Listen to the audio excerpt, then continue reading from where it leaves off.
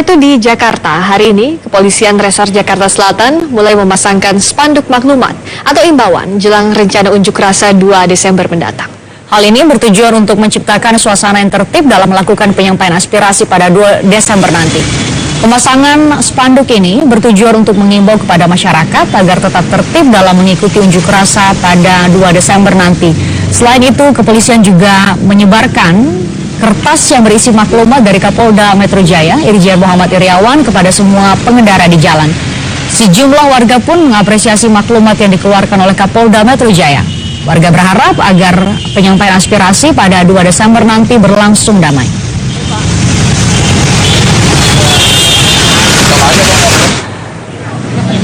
Pembagian maklumat Kapolda DKI Jakarta, Kapolda Metro Jaya terkait rencana unjuk rasa 2 Desember mendatang juga dilakukan petugas Polsek Taman Sari.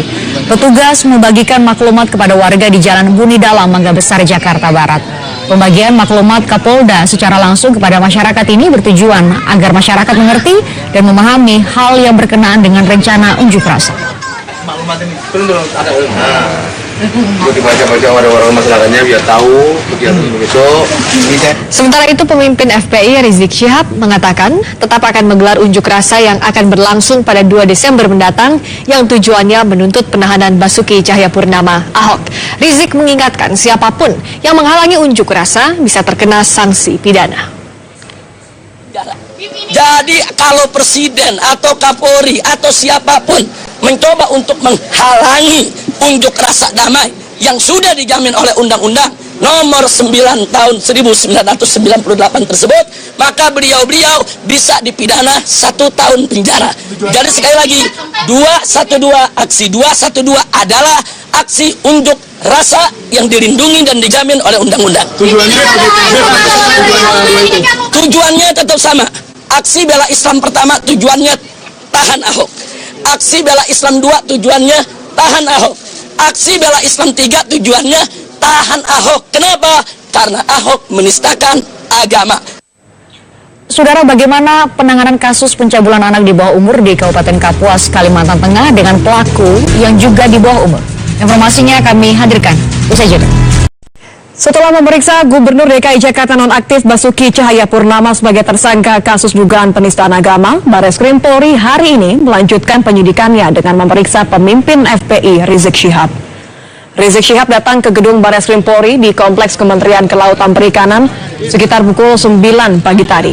Pemeriksaan Rizik Syihab tidak berlangsung lama, sekitar pukul 12.45 Rizik meninggalkan Bareskrim Polri. Usai pemeriksaan, Rizik mengatakan ia membawa sejumlah bukti tambahan untuk diserahkan kepada Polri. Penyidik Polri memeriksa Rizik dalam kapasitasnya sebagai ahli dari pihak pelapor. Polisi sendiri berencana untuk menyelesaikan proses penyidikan dugaan kasus penistaan agama dalam waktu 2 pekan ke depan. Pemaparan atau pandangan mereka terkait dengan materi pelaporan mereka, bagaimana pelaporan yang dilakukan oleh pihak pelapor. Saudara, polisi sebelumnya telah memeriksa Basuki Cahayapurnama atau Ahok untuk pertama kalinya sebagai tersangka pada Selasa kemarin. Di sela pemeriksaan, polisi meminta publik untuk menghormati proses hukum yang sedang berjalan, serta menghormati langkah penyidik dalam menangani kasus ini. Penasehat hukum Ahok, Sira Prayuna, mengatakan dalam pemeriksaan kemarin Ahok mendapatkan 27 pertanyaan dari penyidik polisi. Dalam sejumlah kesempatan Ahok mengatakan kesiapannya jika kasusnya disidangkan. Kita menuju Mabes Polri, ada rekan kami Melisa Gilbert di sana. Melisa, tadi Rizik Syihab mengatakan bahwa ada barang bukti baru yang akan ia serahkan. Apa barang bukti baru ini? Ya, Rizik ini sebelumnya menilai bahwa Basuki Cahayapurnama tidak hanya melakukan penistaan agama di Kepulauan Seribu saja, jadi ada juga di lokasi-lokasi lainnya. Untuk itu, Rizik hari ini membawa beberapa barang bukti lain seperti hasil wawancara, pidato, dan juga buku yang ditulis oleh tim Ahok dengan judul Merubah Indonesia. Ketiga bukti ini diserahkan ke Bareskrim Polri untuk bisa menguatkan pula bahwa Basuki Cahayapurnama, tersangka dari dugaan penistaan agama ini, benar-benar sudah melakukan penistaan agama dan harus segera ditahan oleh pihak Barreskrim Polri.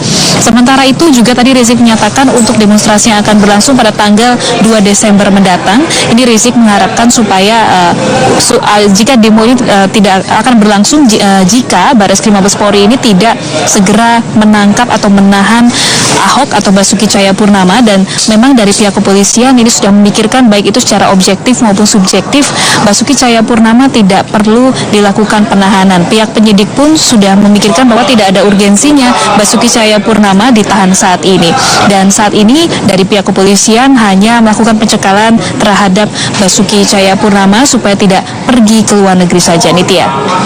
Sudah sejauh mana proses penyusunan berkas kasus Ahok? Kapan ini kemudian akan dilimpahkan ke kejaksaan? Ya, saat ini yang jelas proses penyidikan masih terus berlangsung, beberapa bukti-bukti tambahan juga masih terus dikumpulkan, seperti salah satunya dari Rizik Syihab yang hari ini datang ke Barreskrim Mabes Polri. Beberapa bukti-bukti ini masih akan terus ditelusuri oleh pihak kepolisian, dan berikut cuplikan wawancara kami dengan Komjen Aridono Kabareskrim Mabes Polri. Hampir 70% saya bilang, 70%. Kita maksimalkan kalau hanya keterangan-keterangan ahli yang diminta oleh pelapor mungkin hanya nggak sampai penuh yang kita keterangkan, nanti mungkin bisa pendalaman di persidangan. Karena ini waktu kan sudah cukup lama. Hari Jumat lah. Hari Jumat itu pelimpahan tahap pertama, Pak? Tahap pertama. Artinya masih ada kemungkinan dikembalikan oleh jaksa? Ya.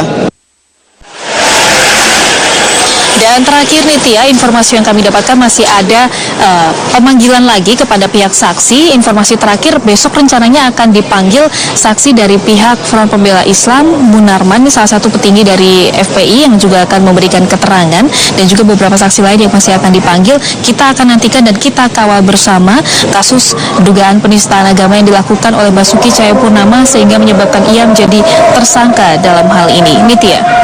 Barreskrim Polda Metro Jaya dan Melissa Gilbert di sana. Terima kasih Melissa. Kalau kita bicara juga mengenai pemilik akun Facebook Buniani yang hari ini juga memenuhi panggilan pemeriksaan penyidik Direktorat Kriminal Khusus Polda Metro Jaya sebagai terlapor kasus pelanggaran Undang-Undang Informasi dan Transaksi Elektronika.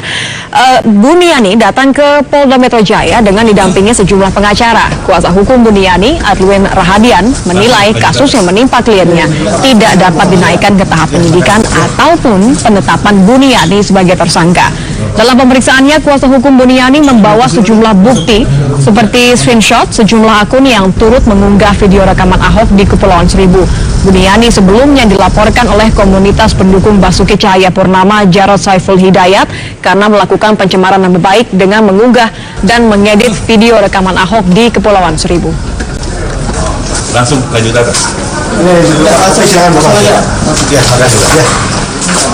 Tentunya persiapan khusus banyak ya. Kita siapkan bukti-bukti semua ya. Semua hal yang menyangkut bahwa Pak Buni ini tidak layak untuk dinaikkan menjadi baik itu tersangka gitu ya. Terus kemudian prosesnya juga sebetulnya tidak layak untuk berlanjut di proses hukum. Untuk mengetahui status dari Buniani, kita akan bergabung bersama Vicky Kwen untuk informasi selengkapnya. Vicky, hari ini apakah status Buniani sudah bisa ditetapkan?